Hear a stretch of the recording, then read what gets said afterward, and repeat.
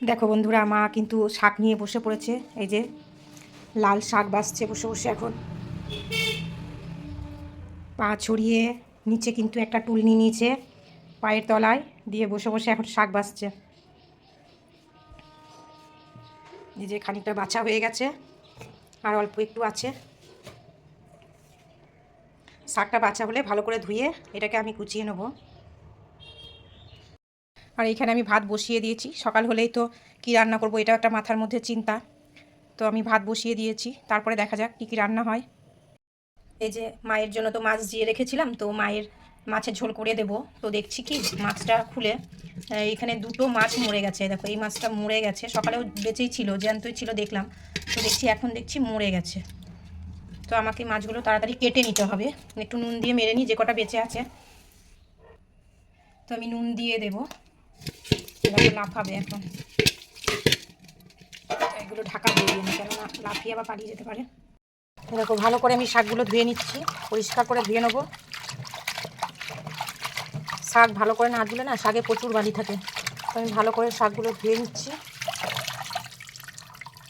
যে একটা গামলা থেকে আমি আরেকটা গামলায় রাখবো। আমার বড় জায়গা না হলে না শাক মানে আমি ধুতে ভালো, মানে ছোটো জায়গায় আমি ধুতে পারি না। তো আমি বড় জায়গায় নিয়ে নিয়েছি যাতে ভালো করে ধোয়া হয় শাকটা।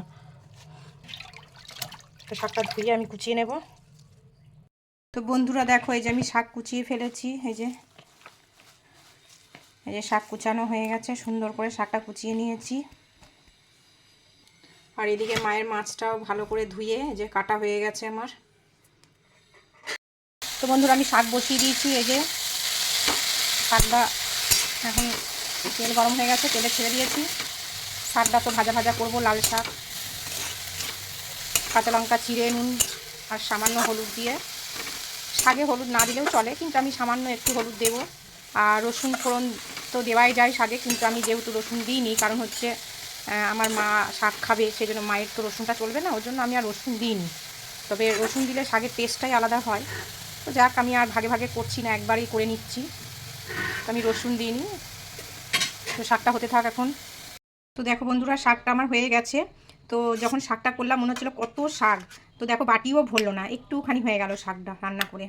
তো নামাবার আগে আমি একটু মিষ্টি দিয়ে দিয়েছি। তো শাকটা আমার কমপ্লিট হয়ে গেল। এই দেখো বন্ধুরা, বাঁধাকপি কেটে রেখেছি, এটা মা কুচিয়ে দিয়েছে বাঁধাকপিটা। আর আমি এই যে ধুয়ে রেখেছি, জলেই দিয়ে রেখেছি, তুলে নেব। আর এইদিকে আমি আলু, ছোট ছোট করে আলু কেটে রেখেছি। এই যে বাঁধাকপি দিয়ে আলু দিয়ে আমি করব। আর এইদিকে আমি মাছ ভেজে রেখেছি মায়ের জন্য, মাছের ঝোল করব বলে। তো মাছের ঝোলটা আমি বসিয়ে, এই যে মায়ের মাছের ঝোলের জন্য আমি পেঁপেটা ভেজে নিচ্ছি, ঝোল করব। দেখো বন্ধুরা, আমি বাঁধাকপি বসিয়ে দিয়েছি। এই যে বাঁধাকপিটা হচ্ছে এখন। দেখো বাঁধাকপি কিন্তু হয়ে গেছে, আর একটু ধনেপাতাও দিয়ে দিয়েছি। তো বাঁধাকপিটা কেমন লাগছে বন্ধুরা দেখতে? আমি কিন্তু আজকে বাঁধাকপিতে এক ফোঁটাও জল দিইনি, আর বাঁধাকপিটা আগে ভাপিয়েও নিইনি, শুধু এই ঢাকা দিয়ে দিয়ে আমি কিন্তু করেছি। তাতে দেখো কি সুন্দর সেদ্ধও হয়ে গেছে, এক ফোঁটা আজকে জল দিইনি। তাতেই কিন্তু খুব সুন্দরভাবে নরম হয়ে গেছে। ঢাকা দিয়ে দিয়ে আমি করেছি, ফোড়ন টোড়ন দিয়ে একবারে বাঁধাকপিটা দিয়ে দিয়েছি, দিয়ে ঢাকা দিয়ে দিয়ে করেছি। তাতে কিন্তু খুব সুন্দরভাবে নরম হয়ে গেছে। আর একটু বাঁধাকপি যেহেতু একটু মিষ্টি ফেলে দিয়েছি, দেখো হয়ে গেছে। এবার আমি নামিয়ে ফেলবো।